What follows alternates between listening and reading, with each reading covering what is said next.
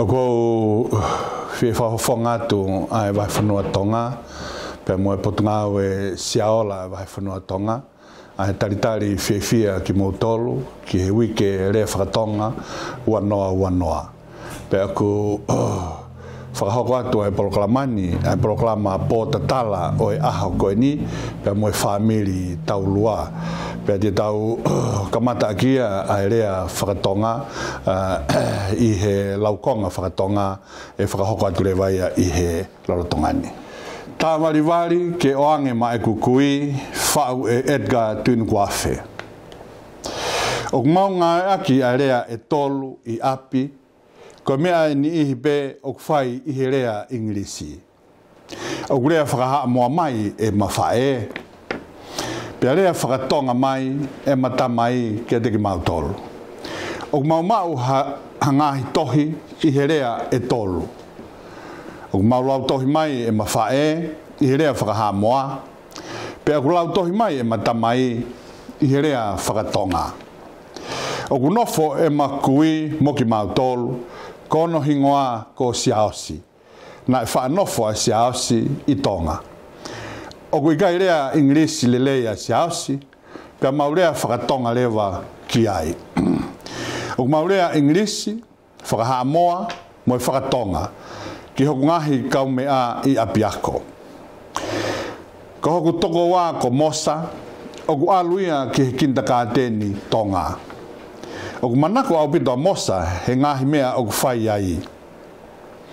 I he whoki mai a mosa mi he ako, ko kamata ke rea whakatonga. O kune whakaha ki he ene kui, a ngahi mea o kune ngauhi.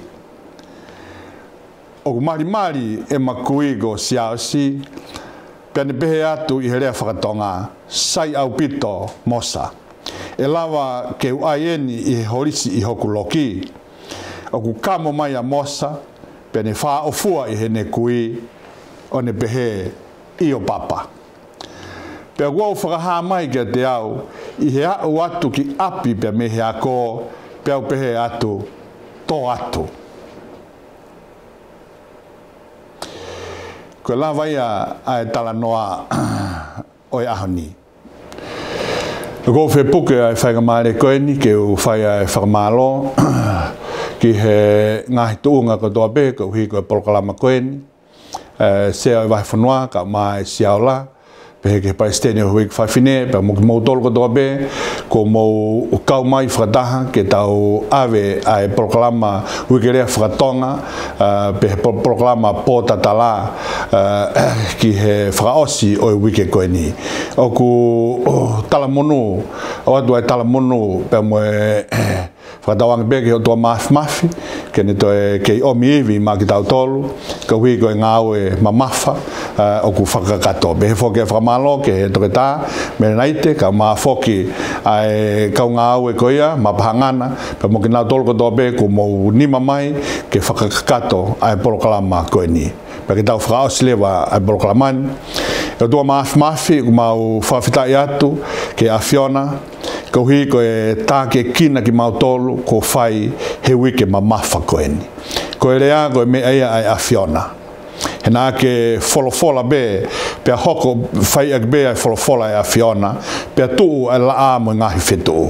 E o tua ku ke omi ai ai tale niti ki a te ki mautolu. Si siaola ka ma ai programa pōta tala koe ni, ka mai o tua ai ngahi whatungia ko toa pe ko mau ikuna i he wike ma mafa koe ni.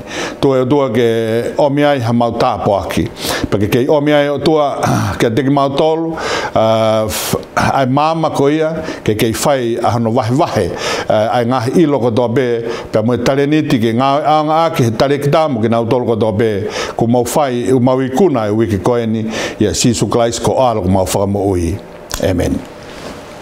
Pe mo e wike rea whakatonga, e tau whawhitai ko hui koe aha koe ni, ke tau lotu.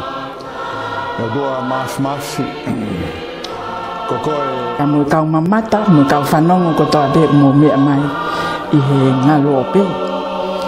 Pe au ko whai whia lahi i he whiaf koe ni, ke o atu haki ai tohi, me he pōtatala, mua siao la ava fonua tama atela ko a ken hono wa o e tau whanau mo unu mai ki hen ki mo ki whanonga mai ka whai tau Talanoa ka ko ki Talanoa koe te whai a te pōni koe ka kau i he vai kau hau siao la koe whamiri tau rua